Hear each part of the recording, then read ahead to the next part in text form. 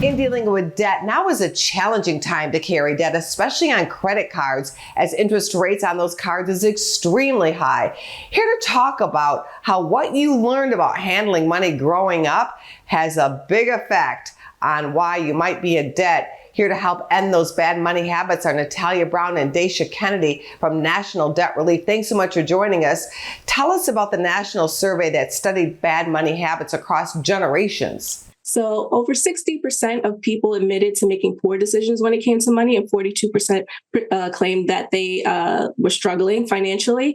Generationally, millennials specifically seem to be more self-aware and responsible of their financial actions, with 71% owning up to their money habits. 45% of them said they were equipped with information. And more than any other generation, they were using books, influencers, podcasts, and apps to actively increase their knowledge. The more interesting and validating findings was, our mission at National Debt Relief was to not just help with immediate debt, but also look at behavioral change and contribute to people building a more financial future for themselves and their families. Daisha, what are the more common money habits that tend to contribute to a cycle of debt?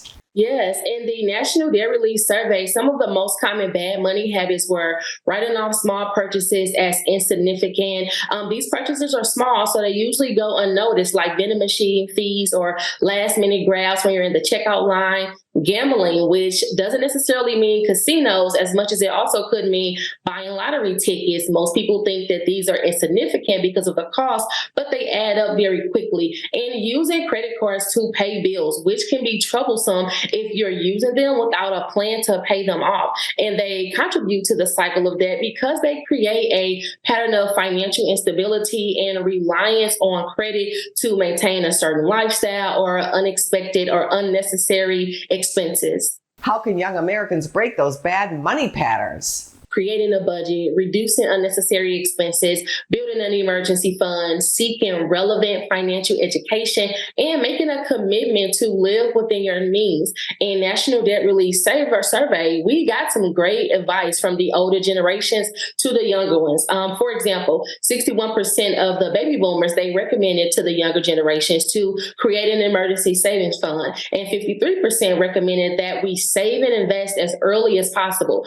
Breaking free from some of these habits, they can definitely be challenging, but I believe that it's possible with the right financial tools and guidance. Natalia, what are your tips to overcome financial debt? The first step in any financial journey is understanding the full picture of your debt situation. So, for example, at National Debt Relief, we look at making sure that deposits are affordable monthly versus interest payments a month after month. They don't really take down the balance. We look at resolving those unsecured debts between 24 and 48 months.